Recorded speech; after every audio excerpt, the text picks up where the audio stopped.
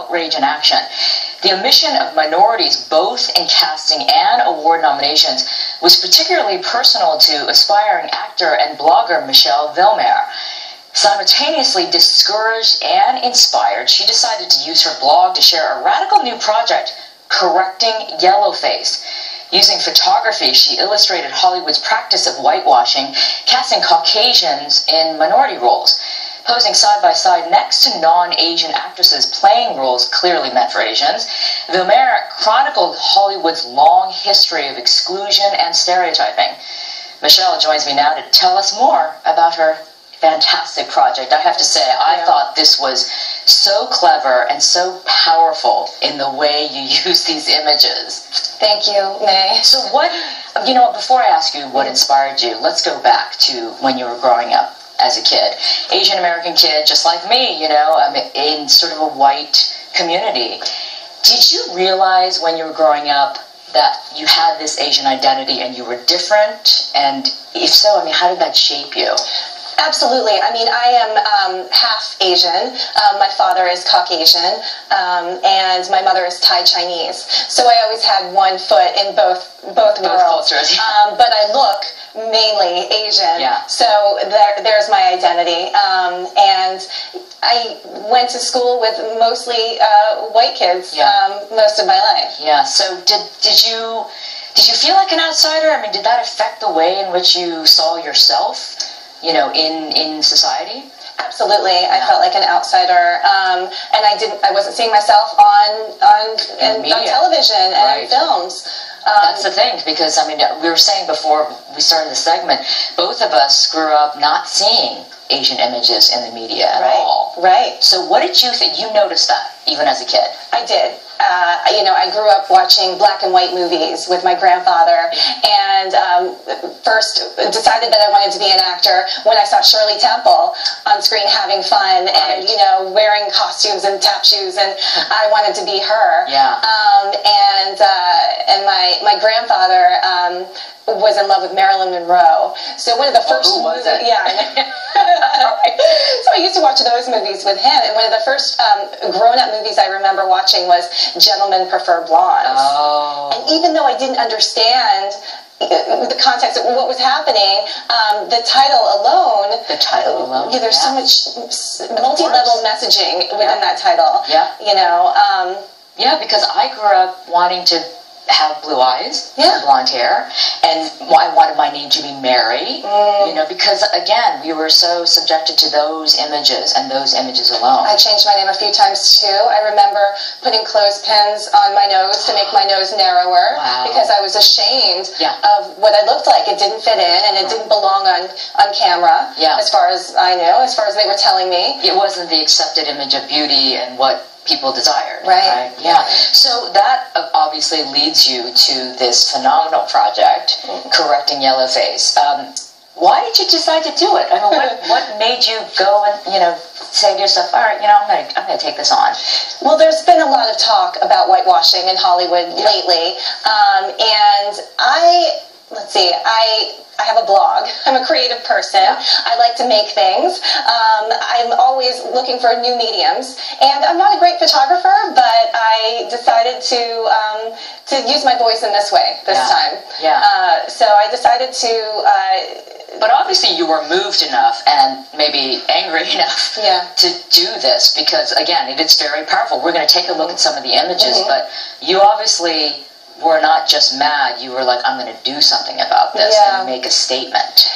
A lot of people were talking about it as if it was the first time they were hearing about it, and I've been aware for a while. About 10 years ago, in adulthood, I discovered Anna May Wong, and her story really moved me. I started to write a screenplay about her life, and then I had a family, and that took a back seat. But and again, a lot of folks in America don't even know who she is. Okay, well, she was, as you know, the first Chinese-American movie star, and she had a shot at it.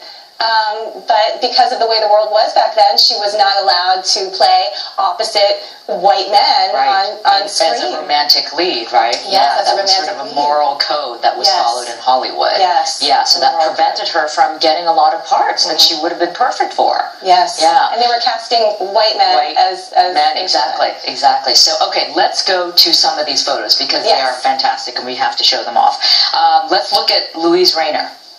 Here she is. The Good Earth. The Good Earth. Yes, there she is. Buck's book. I believe she's of German descent, I believe. German descent, playing a Chinese woman. Yes.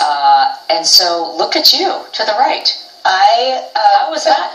What was that like? I found a black T-shirt and I wrapped it around like a bandana. Yeah. And I had a Chinese traditional shirt. A friend of mine helped me with the Photoshop to make it look like I had been working in the fields. Yes, you look tired. Yes, I didn't wear makeup, so I'm proud of myself for that. But yeah, there you go. I mean, a real Asian playing that role versus a woman of German descent. Yeah. But she did go on to apparently. She won the Academy Award for that, didn't she? Yes. Yeah. All right, let's go to the next one. All right, the legendary Katharine Hepburn. She played an Asian woman. I discovered this when I was searching for yellow face pictures, and I was shocked. Amazing. I had no idea. This was also another book by Pearl S. Buck, Dragon Seed, and she plays a Chinese villager. It's incredible. I mean, how she doesn't look Asian. She doesn't look Asian, and they must have used some glue and tape to make her eyes give her smaller and more narrow. Yeah, I definitely prefer your picture. All right, let's go to number 3, Myrna Loy. Now, she was a favorite actress to use in different Asian roles for some reason. Yeah, right? For some reason she just kept getting cast over and over as an Asian woman. Yep. There she is, the daughter of Fu Manchu. Okay. Not convincing. Which is problematic in a lot of ways. But, sorry, I'm being really cynical about this for obvious reasons. And then here she is again. And there she is again. And, I saw these pictures and I thought, I really wanted to have fun, like she was having fun, and that's why I wanted to be an actress when I was a little girl. I wanted to wear the costumes, and I wanted to play dress up, and I wanted to be in those roles. You look fabulous, by the way, in this photo. Thank you. Really. Thank you very much. That's an amazing I found that headdress in Chinatown. You did? I did. I showed the lady the picture, and I'm like, you don't have anything like this, do you? She's like, yeah, right there. Wow. Okay, now we're going to look at. This was in The King and I, right? The King and I, yes. Yeah. So Rita Moreno, obviously Latina, but because I'm part Thai, I had to go for this one. This outfit of yours is fabulous too. Yes, I rented that from a Thai store in Thai Town. In Thai Town, okay. All right, now we're going to go to Emma Stone. This was a recent movie, Aloha, where she's supposedly a quarter Asian, right? Well, half Asian, a quarter Hawaiian. A quarter Hawaiian. A quarter Hawaiian, a quarter Chinese. Okay. Really? I know. I mean, really? I know. There was such a backlash about this because that was the most ridiculous casting. Really, it was just so outlandish. The defense was that her character was not supposed to look Asian. Okay, she looks whiter than most white people. I mean, you know what I'm saying? I know. Yeah, but adorable outfit that you put together. Oh, thank you. And let's just talk about one second about the fact that you really had to try and find all of these outfits, and that's where your DIY obviously comes in to try to create some of these looks. Right, I did. I created that hat from Aloha. Right. And that was fun. I mean, I had a good time doing it. I mean, I can't be angry all the time. Right. You know, I find some joy in it as well. Yes. Right. Okay. Now another recent miscasting is Scarlett Johansson playing a role of a character from comic books, right? Ghost in the Shell. And that is a sort of a iconic role to a lot of fans, and so people were really up in arms about this. Really upset about that. Yeah. The character has a Japanese background. Yeah. She's a Japanese woman. Japanese, fully Japanese. Yes. So and here we are Johansson, again. 2016. That's where I want to ask you, I mean, when you started doing all this research and seeing that it started decades ago, but we're still seeing this happen today, it's pretty frustrating, isn't it? It's very frustrating. Why is it still happening? Why is it still happening? I don't know. That's where I think the Asian community, and tell me what you think about it. I mean, this time it seems like they're vocalizing this a lot more.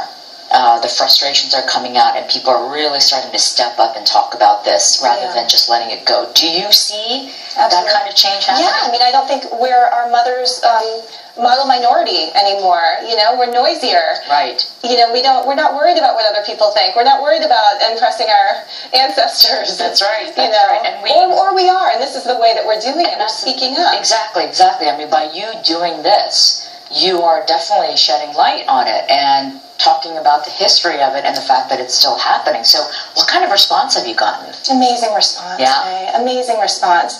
I've been moved to tears by the things that people have said. And I had no intention of it going viral the way that it did, but it's been printed in China and Thailand and France and Australia, India, all over. And people have emailed me telling me, thank you. Are people telling you their own stories? Yes, they're telling me their own stories and how they look at the pictures and they feel healed in a way. Wow. Well, Michelle, thank you so much for coming in. Thank you for having me. And I'm so proud of you as a fellow Asian American that you brought to light this topic in the way you did, in such a creative way. Thank you. All right.